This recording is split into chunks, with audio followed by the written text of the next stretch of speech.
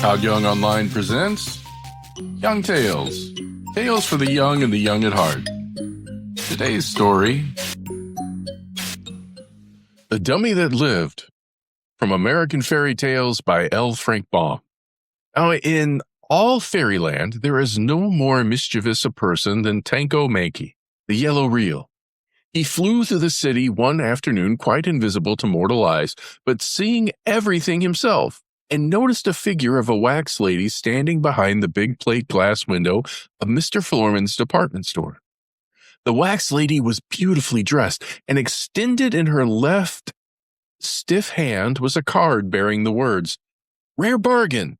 This stylish costume, imported from Paris, former price $20, reduced to only $19.98. This impressive announcement had drawn before the window a crowd of women shoppers who stood looking at the wax lady with critical eyes.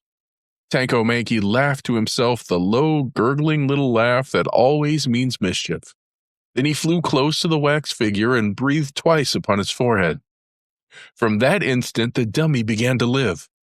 But so dazed and astonished was she at the unexpected sensation that she continued to stand stupidly staring at the women outside and holding the placard as before. The Ryl laughed again and flew away. Anyone but Tanko-Mankie would have remained to help the wax lady out of the troubles that were sure to overtake her, but this naughty elf thought it rare fun to turn the inexperienced lady loose in a cold and heartless world and leave her to shift for herself. Fortunately, it was almost 6 o'clock when the dummy first realized that she was alive, and before she had collected her new thoughts and decided what to do, a man came around and drew down all the window shades, shutting off the view from the curious shoppers. Then the clerks and cashiers and floor walkers and cash girls went home, and the store was closed for the night, although the sweepers and scrubbers remained to clean the floors for the following day. The window inhabited by the wax lady was boxed in like a little room, one small door being left at the side for the window trimmer to creep in and out of. So the scrubbers never noticed that the dummy, when left to herself, dropped the placard to the floor and sat down upon a pile of silks to wonder who she was, where she was, and how she happened to be alive.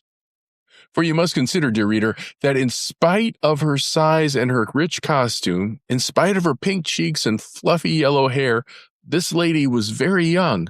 No older, in reality, than a baby born but half an hour. All she knew of the world was contained in the glimpse she had secured of the busy street facing her window. All she knew of people lay in the actions of the group of women which had stood before her on the other side of the window pane and criticized the fit of her dress or remarked upon its stylish appearance. So she had little enough to think about, and her thoughts moved somewhat slowly.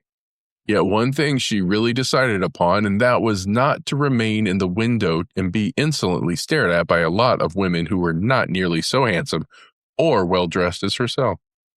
By the time she reached this important conclusion, it was after midnight, but dim lights were burning in the big deserted store, so she crept through the door of her window and walked down the long aisles, pausing now and then to look with much curiosity at the wealth of finery confronting her on every side.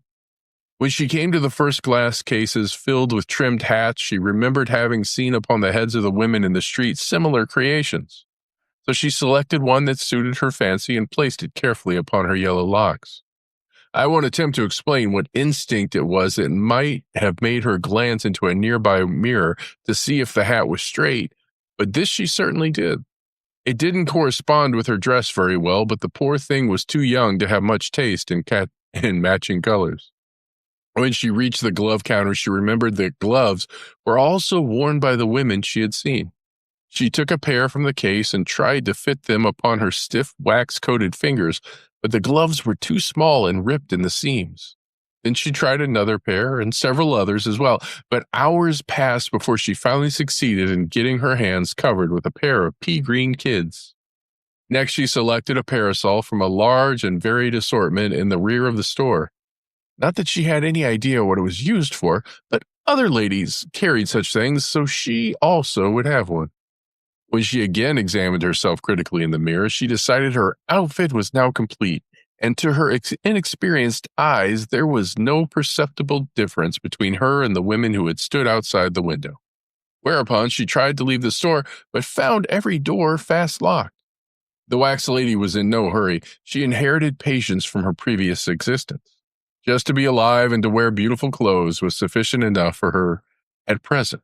So she sat down upon a stool and waited quietly until daylight. When the janitor unlocked the door in the morning, the wax lady swept past him and walked with stiff but stately strides down the street. The poor fellow was so completely whuckered at seeing the well-known wax lady leave her window and march away from the store that he fell over in a heap and only saved himself from fainting by striking his funny bone against the doorstep. When he recovered his wits, she had turned the corner and disappeared. The wax lady's immature mind had reasoned that, since she had come to life, her evident duty was to mix with the world and do whatever other folks did. She could not realize how different she was from the people of flesh and blood, nor did she know she was the first dummy that had ever lived, or that she owed her unique existence to Tanko-Mankie's love of mischief. So ignorance gave her a confidence in herself that she was not justly entitled to. It was yet early in the day, and the few people she met were hurrying along the streets. Many of them turned into restaurants and eating houses, and following their example, the wax lady also entered one and sat down upon a stool before a lunch counter. "Coffee and rolls," said a shop girl on the next stool. "Coffee and rolls," repeated the dummy, and soon the waiter placed them before her. Of course, she had no appetite, as her constitution, being mostly wood, did not require food, but she watched the shop girl and saw her put the coffee into her mouth and drink it. Therefore, the wax lady did the same thing, and the next instant was surprised to feel the hot liquid trickling out between her wooden ribs.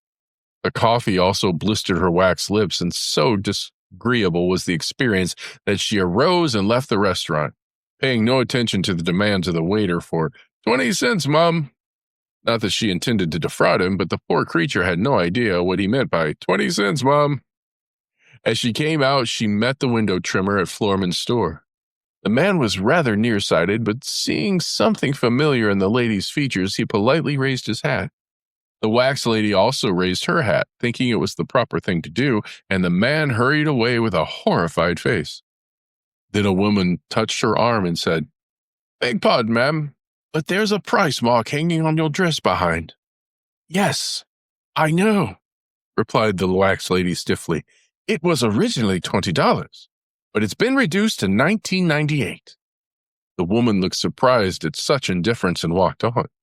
Some carriages were standing at the edge of the sidewalk, and seeing the dummy hesitate, a driver approached her and touched his cap. "Cab, ma'am?" he asked. "No," said she, misunderstanding him. "I'm Wax." "Oh!" he exclaimed and looked after her wonderingly. "Here's your morning paper," yelled a newsboy. "Mine, did you say?" she asked. "Sure, Chronicle, Enquirer, Public, Dispatch. What do you have?" "What are they for?" inquired the wax lady simply. "Why, to read, of course. All the news, you know." She shook her head and glanced at a paper. "It looks all speckled and mixed up," she said. "I'm afraid I can't read." "Ever been to school?" asked the boy, becoming interested.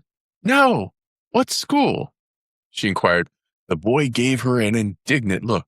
"Say," he cried, "you're just a dummy, that's what you are." And he ran away to seek a more promising customer. "I wonder that he means," thought the poor lady. "Am I really different in some way from all the others? I look like them, certainly, and I try to act like them, yet the boy called me a dummy and seemed to think I acted queerly." This idea worried her a little, but she walked on to the corner where she noticed a streetcar stop to let some people on. The wax lady, still determined to do as others did, also boarded the car and sat down quietly in a corner. After riding a few blocks, the conductor approached her and said, "Fare, please." "What's that?" she inquired innocently. "Your fare," said the man impatiently. She stared at him stupidly, trying to think what he meant. Come on, growled the conductor. "Either pay up or get off." She still did not understand, but he grabbed her rudely by the arm and lifted her to her feet. But when his hand came in contact with the hard wood of which her arm was made, the fellow was filled with surprise. He stooped down and peered into her face, and Seeing it was wax instead of flesh, she gave a yell of fear and jumped from the car, running as if he had seen a ghost. At this, the other passengers also yelled and sprang from the car, fearing a collision, and the motorman, knowing something was wrong, followed suit. The wax lady, seeing the others run, jump from the car last of all.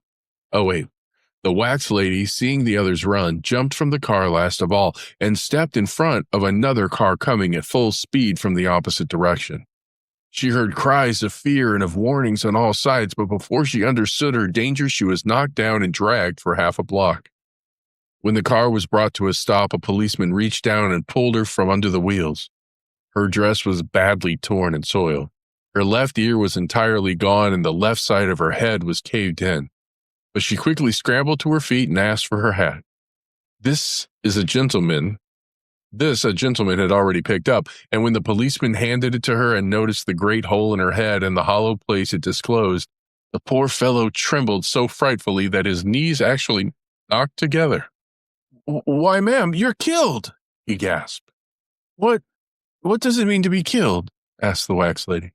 The policeman shuddered and wiped the perspiration from his forehead. "You're it," he answered with a groan. The crowd that had collected were looking upon the lady wonderingly, and a middle-aged gentleman now exclaimed, "Why, she's wax!"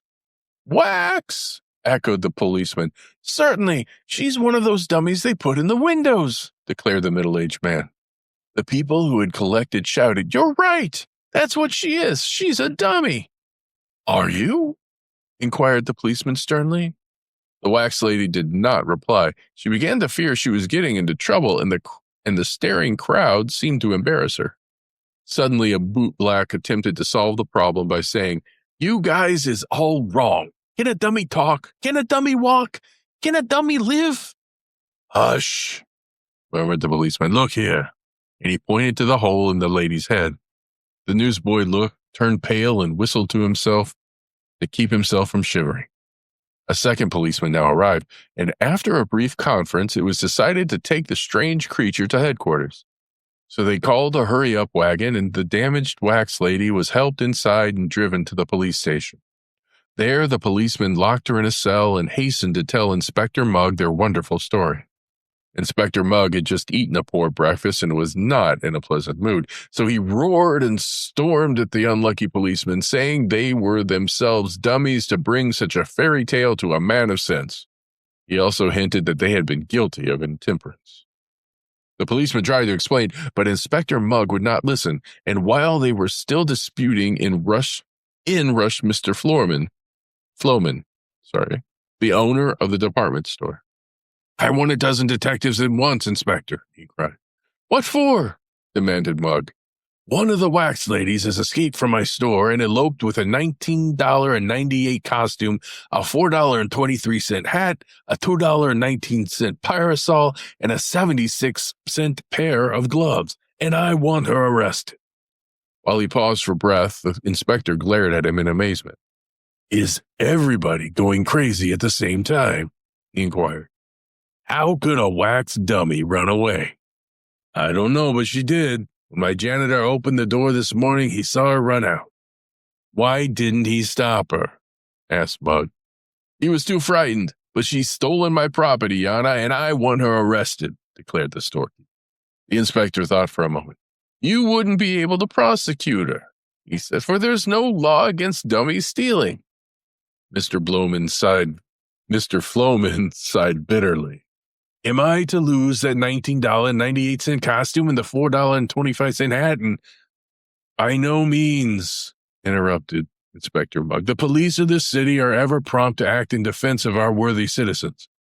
We have already arrested the wax lady, and she is locked up in cell number 16. You may go there and recover your property if you wish. But before you prosecute her for stealing, you'd better hunt up a law that applies to dummies." "All I want," said Mr. Floman, "is that $19.98 costume and—" "Come along," interrupted the policeman. "I'll take you to the cell." But when they entered number 16, they found only a lifeless dummy lying prone upon the floor. Its wax was cracked and blistered, its head was badly damaged, and the bargain costume was dusty, soiled, and much bedraggled. For the mischief-loving Tanko-Mankie had flown by and breathed once more upon the poor wax lady, and in that instant her brief life ended. "It's just as I thought," said Inspector Mugg, leaning back in his chair contentedly. "I knew all the time this thing was a fake. It seems sometimes as though the whole world would go crazy if there wasn't some level-headed man around to bring them to their senses. Dummies are wood and wax, and that's all there is of them. That may be the rule," whispered the policeman to himself, "but this one were a dummy as it lived." And here's where we end for today.